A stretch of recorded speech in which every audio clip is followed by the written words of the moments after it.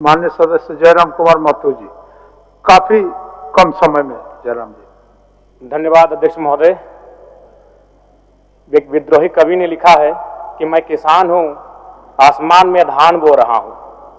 लोग कहते हैं पगले आसमान में धान नहीं बोया जाता है। कवि कहते हैं कि जब धरती में भगवान जम सकता है तो आसमान में धान क्यों नहीं बोया जा सकता है।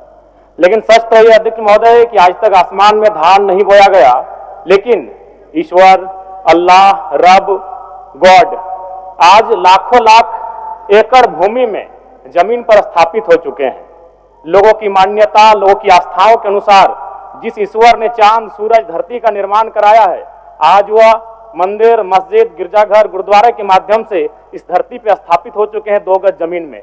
मैं इन पंक्तियों के माध्यम से यह कहना चाहता हूं अध्यक्ष महोदय कि ईश्वर के लिए, खुदा के लिए, रब के लिए, गॉड के लिए जमीन का इतना महत्व है तो एक आम व्यक्ति के लिए जमीन का कितना महत्व हो सकता है अध्यक्ष महोदय, मैं आपको यह संज्ञान में देना चाहता हूं। अमेरिकी कृषि विभाग और राष्ट्रीय कृषि सांख्यिकी के आंकड़े बताते हैं कि बिल गेट्स, जिनके पास 2,42,000 एकड़ भूमि है, यानी रामगढ़ जिला से तनिक कम अध्यक्ष महोदय। अध्यक्ष महोदय, आज अगर इस राज्य का भ्रमण किया जाए तो आप पाएंगे कि इस राज्य का प्रत्येक दूसरा घर आज जमीन संबंधित विवादों से परेशान है।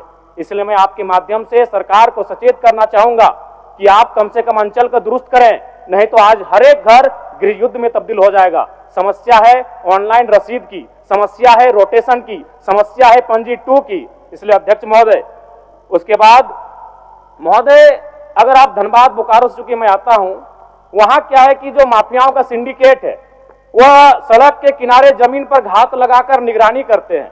उन्हें जैसा ही मालूम चलता है कि ये जमीन का जो रैयत है वो अगर कमजोर है तो पौने पौने दाम में फर्जी कागजात बनाते हैं और उस जमीन पर अपना दावा मजबूत करते हैं अध्यक्ष महोदय। तो इसलिए मैं आपसे चाहूंगा कि इस विषय को भी गंभीरता पूर्वक लेंगे।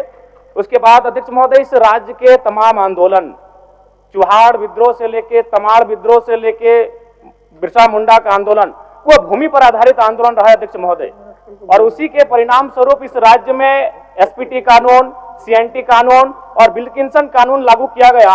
लेकिन आज जब आप सड़कों में देखेंगे कि आदिवासी समाज के लोग रांची में सरना झंडा गाड़कर अपनी जमीनों की रक्षा कर रहे हैं, सीएनटी जमीन होने के बाद भी अध्यक्ष महोदय। इसलिए मैं आपके माध्यम से सरकार से चाहूंगा कि सीएनटी संबंधित जो जमीन है उन पर वापसी का प्रावधान किया जाए। अध्यक्ष महोदय, 30 सेकंड चाहेंगे अध्यक्ष महोदय।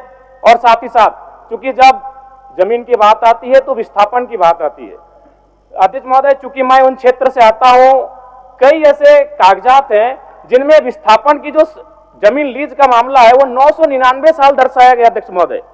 आप समझ सकते हैं कि कितना मतलब अमानवीय व्यवहार किया जा रहा है झारखंड के साथ। 999 साल कर लीजिए अध्यक्ष महोदय।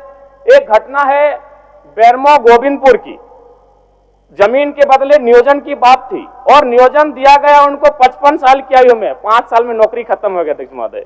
यानी 3-3 पीढ़ियां विस्थापन के नाम पर 3-3 पीढ़ियां आज संघर्ष करके समाप्त होने के कगार पर है। इसलिए मैं आपसे मांग करता हूं कि इस राज्य में एक सशक्त विस्थापन आयोग का गठन किया जाए और अब तक जितने भी जगह विस्थापित हुए हैं लोग, उनके डाटा को कलेक्ट किया जाए और तद अनुसार उनको नियोजन और मुआवजा की प्रक्रिया को जनार्दन पासवान जी।